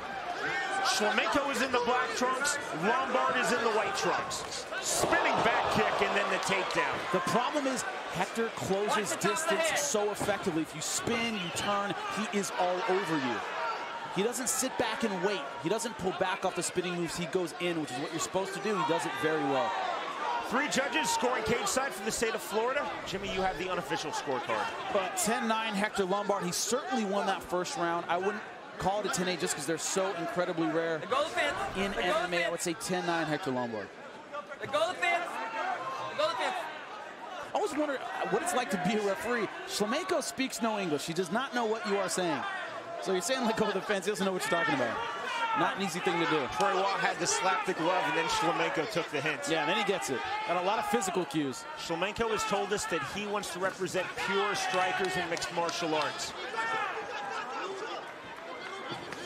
Whoa, nice head kick. Push kick, nearly caught by Lombard, then he pushes his way forward. Well, the thing is, there are no such thing as pure strikers in MMA. You have to know at least enough to survive, and Shlemenko certainly does. Lombard making that takedown look fairly routine. Closed guard by the Russian Alexander Shlemenko. Again, in round number 1, Lombard cut in the hairline, and a huge knot forming over the right eye of Alexander Shlemenko. That knot is not going away. And it's like a bullseye. I mean, Hector Lombard knows it's there. He's going to target it. Do everything he can to make that thing swell and get worse and worse and worse. 2 fighters who have combined for 57 career pro MMA wins. Or roughly half of what Jeremy Horn has won in his career. That's so many in MMA. So many. 20, 30 fights apiece. That's incredible. Shlemenko repositioning his ankles and keeping that low sweeper's guard below the waistline of Hector Lombard. Lombard posturing up on the knees, looking for punching distance. Work your position, improve your position. It's a nice short left hand by Lombard. You know, Shlemenko has gone further than any of Hector Lombard's Bellator opponents in 2010. He's not the kind of guy who's going to take a lot of comfort in that. He's here to win. He's not here to hang on and just have a moral victory. He really wants this belt. He wants to win, and that may sound normal, but a lot of guys we see, Sean, don't. They want to make a statement or kind of just do better, but they don't necessarily have the drive to face a guy like Hector Lombard, and Shlemenko certainly does. For such a flashy style, Lombard really has a workman's-like approach that I truly respect in MMA. He said a win is a win. I like knockouts, I like submissions. I just want to win. I don't care how. Decision is fine with me. Shlemenko doing a good job of getting back to his feet. And again, that takedown.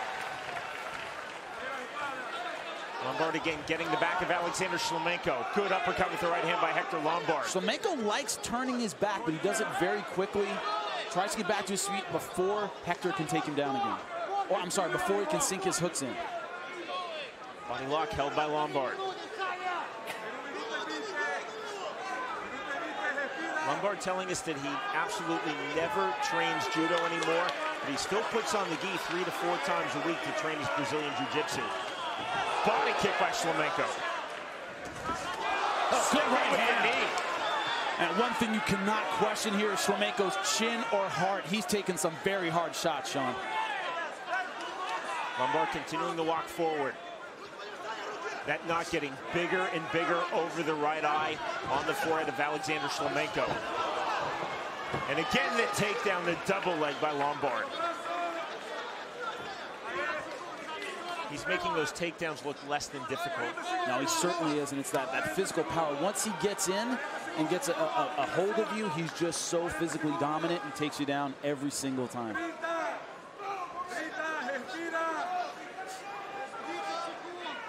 Shlemenko from flat on his back trying to throw the left hand. Make no mistake, Shlemenko feels that his chance to win this fight is standing and standing alone. Throwing his punches, his elbows, his kicks, and his knees. If you think about it, even if you got the perfect triangle, how hard it would be to hold on someone as powerful as Hector Lombard. We are headed to round 3.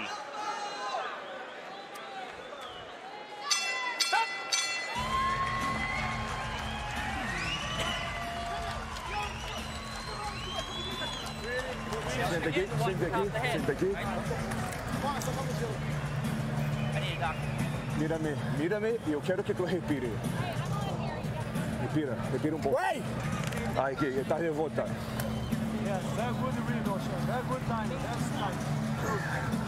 Respira comigo, por favor. Necesito que eu precise dá isso. We are headed into round number 3 of this Bellator World Middleweight title fight.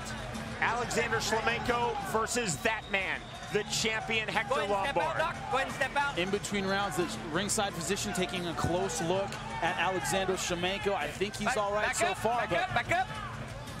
Time. Neutral They'll corner. only let you take so much. Time called by referee Troy Waugh. Don't know what they're calling time for. It's for the doctor, Jimmy. Doctor comes in again. Looking at that knot on the forehead above the right eye of Alexander Shlemenko. That's strange. He looked at it in the corner in between rounds. Referee just wants another look at it. Neither one of these guys wants to back up at all. Time in, the bell, round 3. Shlemenko in the black trunks, Lombard in the white trunks. Shlemenko, another good right hand. Shlemenko takes steps backwards now in a defensive posture. Jimmy, how do you have this scored? Oh, good spinning back. It's 2 rounds to none. Hector Lombard. The only question is whether or not a judge would see any of those last 2 rounds as 10-8s. But definitely Hector Lombard ahead, 2 rounds to none. This is the 9th time in Alexander Shlemenko's career that he has gone past 2 rounds, and the 10th time in Hector Lombard's career that he has gone past 2 rounds. Russian fighters typically so well conditioned. Knee by Shlemenko. The quote of the year in our Bellator fighter meetings, the first time we had Alexander Shlemenko, the quarterfinal rounds of Bellator's Season 2 middleweight tournament. Oh, good takedown. Through his Russian translator, he said, "My knees are a gift from God." And he believed it too. Still does. He does have very powerful knees. The problem is that to be in the clinch with Hector Lombard is very difficult. He has great throws, great takedowns. Do you want to get in that kind of range with him? And he's very hard to catch coming in because he moves forward very quickly off very powerful punches. Shlemenko now in the open guard.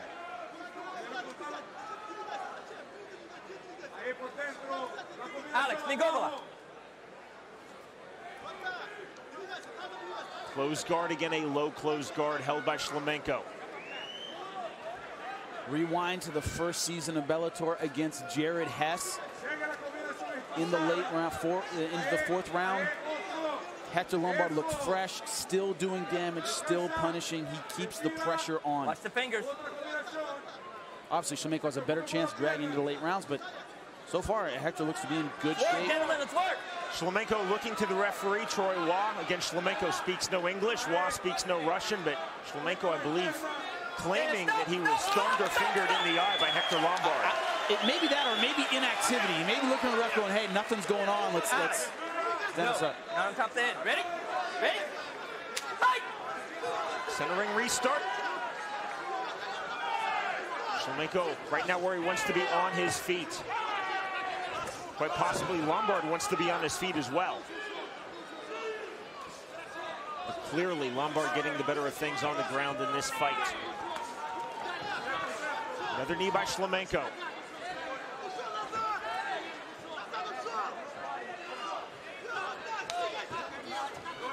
Shlemenko missing badly with that right hand to the body. Then landing the kick. Good level change by Hector Lombard. Another takedown cool as you like by Hector Lombard. Well, he's making him pay for those kicks. You can hear the thud. Twice he's landed nice rib kicks against Hector Lombard, but both times he's been taken down off of him. Jimmy, if you were in the corner of Alexander Shlemenko, what would you want him to do in this position? In this position, he needs to get back to his feet. I don't see him catching Hector Lombard in a submission. He's got an angle, put his feet on his hips, get some space, cage walk, get your back to the cage and get back on your feet. That's his best shot. He did a good job in the first couple rounds scrambling and getting back to his feet. Got to keep that strategy going. Lombard posturing up on his left knee. Now on both feet. Again, Lombard looking for punching distance. Body head with the right hand by Lombard.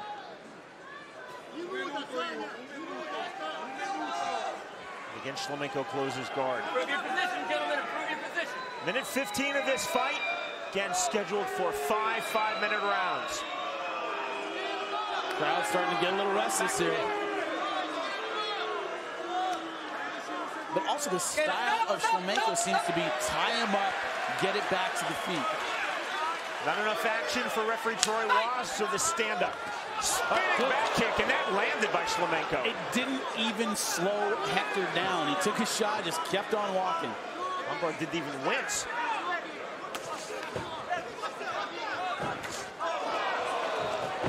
Another takedown by Lombard. Jimmy, for me, that's the story of the fight. The ease in which Lombard is taking down Shlemenko. Certainly beautiful throw there. Closing seconds of round number 3. We're headed to deep water in round number 4.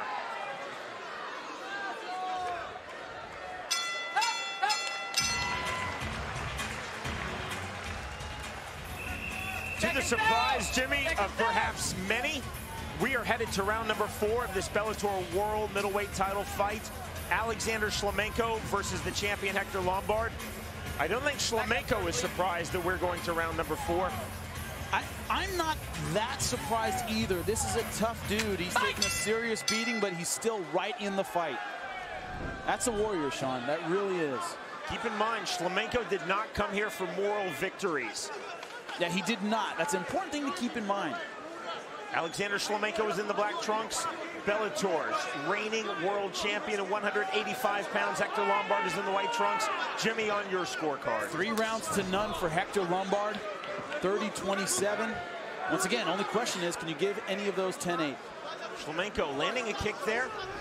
Lombard just not bothered by the kicks. Push kick there. Lombard just missing with the right hand.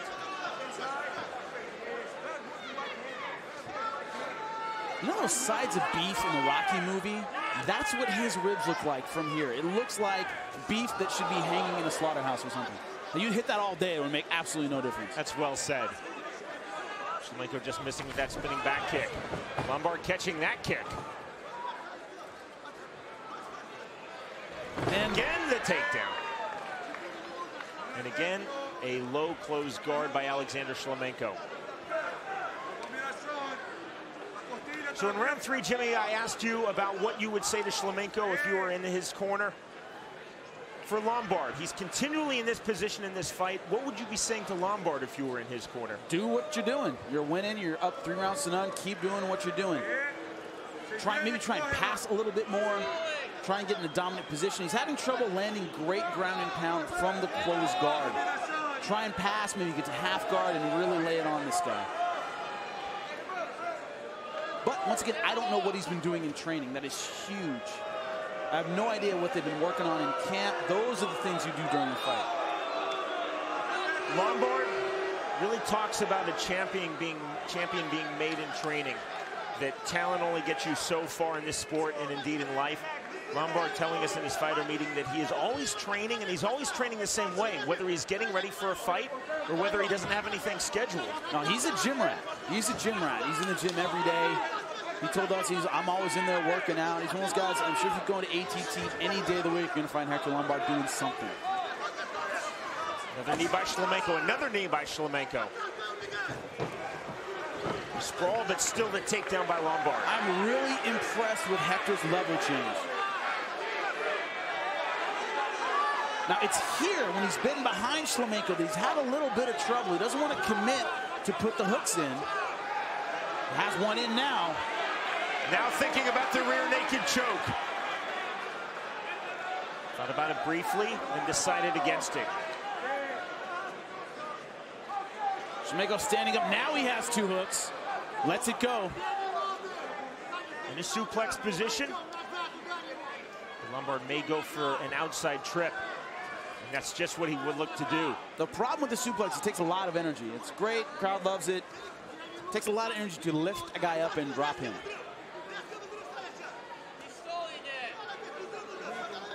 This is the 3rd time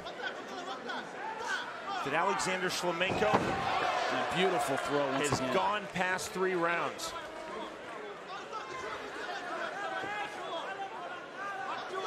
Shlemenko's so good with that technique. He rolls to his stomach, gets on all fours, and is able to power back to his feet. That's surprising. Lombard, of course, winning this Bellator World Title 185 pounds in round number 4 when he defeated Jared Hess. That was by way of doctor stoppage TKO. Blood again flowing. That cut in the hairline of Hector Lombard that opened up in the early stages of round 1. They're right in front of us here. Another takedown for Hector Lombard. Shlemenko just can't get that clinch game going. He can't get a consistent plumb and be able to throw the knees, because every time he does, Hector Lombard pushes right forward and takes him down. Final minute of round 4.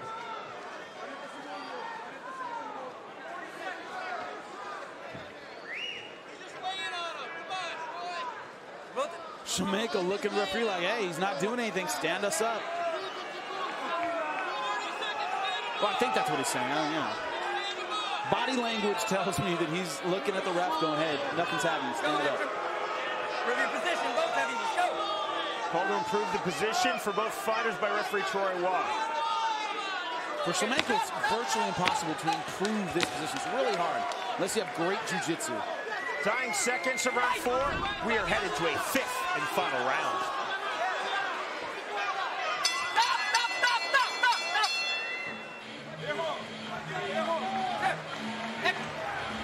This is the 35th Pro MMA fight for Alexander Shlemenko and the 31st Pro MMA fight for Hector Lombard.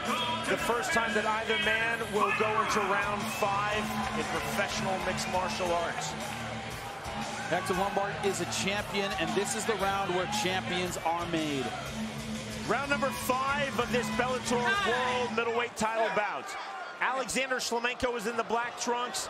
Hector Lombard, the champion, making his first title defense, is in the white trunks. And again, time called before the start of round 5. The ringside physician looking into the ear of Alexander Shlemenko. Jimmy, I've been around this sport a long time. I've been around boxing a long time. I've never seen a ringside or cage-side physician look in a fighter's ear during a bout. I'm curious about, I don't know exactly what he'd be looking for. Maybe some kind of problem with the jaw that's going back.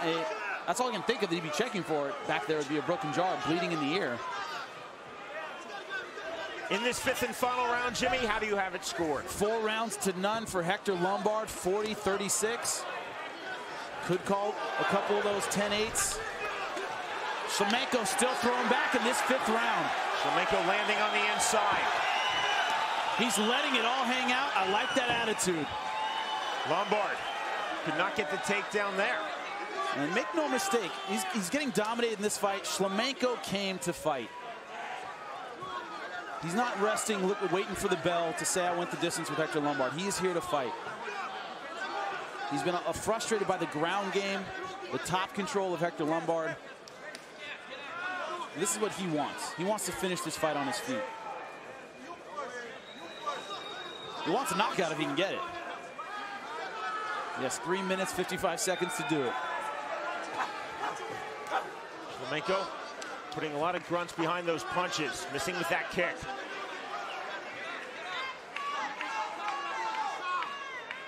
Lombard is standing there in the center of the cage for Shlemenko. Shlemenko just cannot land his power shots. It's not as though Lombard's an elusive target right now. No, he isn't. But he doesn't want to open himself up. That's a big spinning back fist.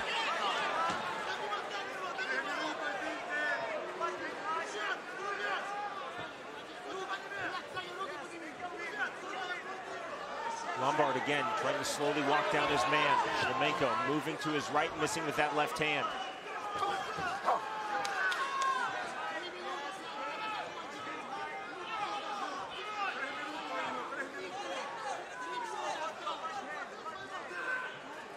That big knot on the forehead over the right eye of Alexander Shlemenko has not really turned out to be a problem in this fight.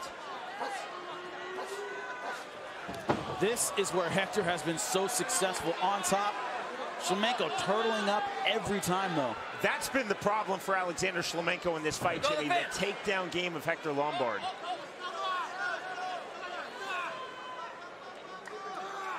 You know, what it does is it hasn't given Shlemenko the opportunity to figure out the timing of Hector Lombard. He's the kind of guy who wanted to catch him coming in, catch him with the knees, but they'd strike just enough for him to get beaten up, and then he would take Shlemenko down. Shlemenko hasn't figured out really Hector's timing. He hasn't had time for it. Calling in for action by referee Troy Waugh. Let's go, gentlemen, let's work. Lombard just holding the position. Knee to the rib cage. And again, the center ring restart on the stand-up.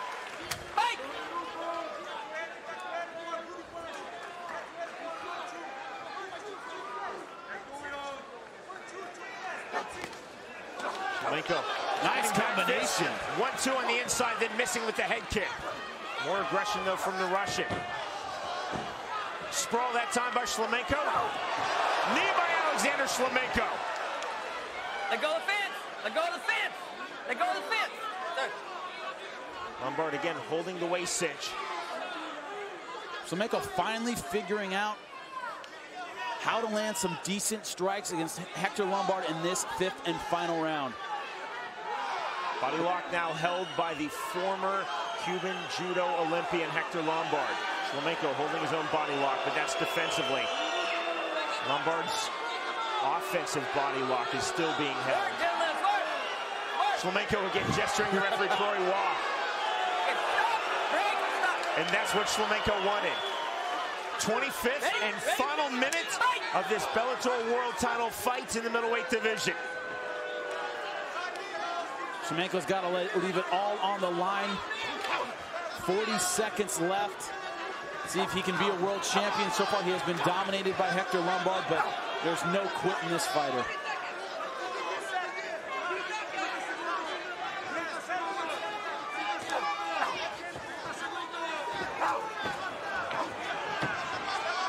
Shlemenko trying to be busier, throwing the knee.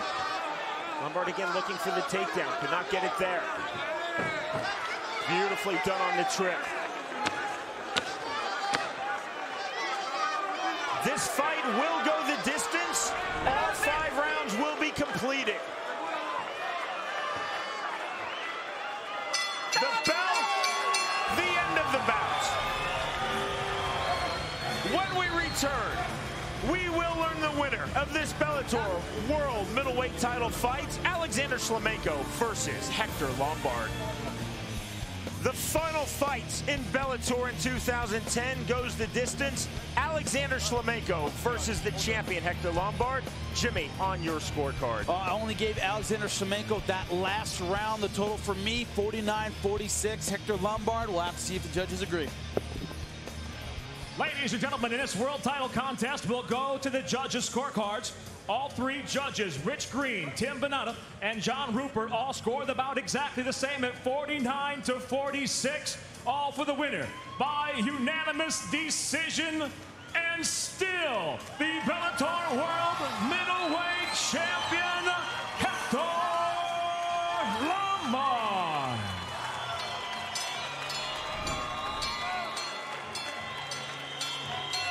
I'm here with your middleweight champion, Hector Lombard. Those 4th and 5th rounds, the championship rounds, you fought like a champion tonight. He was not going anywhere. He was tough that whole fight. First of all, I want to say thanks to God to keep me safe. And you already Bellator to put out the fight. All my fans here, thank you so much for the support. Were you surprised at all? You landed some vicious shots in those first 3-4 rounds. Shlemenko in that 5th round, still coming at you, still wanted to bang. Were you surprised he took that much damage? Yeah, I wasn't surprised at all. I know he's a tough guy. I don't gonna make excuses. I don't feel 100%, but I still got the win, so I'm happy with it. Bjorn, Hector Lombard all season, nothing short of dominant. You got to make him one of the top middleweights in the world. Must be so proud to have him once again as the Bellator champion. Very, very proud to have Hector Lombard as our middleweight champion. Congratulations. Hey, let's give a big hand from this South Florida crowd for Hector Lombard, ladies and gentlemen. I want Jacare. I want your belt. Jacare. Got you, buddy. With that victory, Hector Lombard successfully defends his Bellator World Middleweight Championship for the first time and increases his unbeaten streak to 21 straight fights.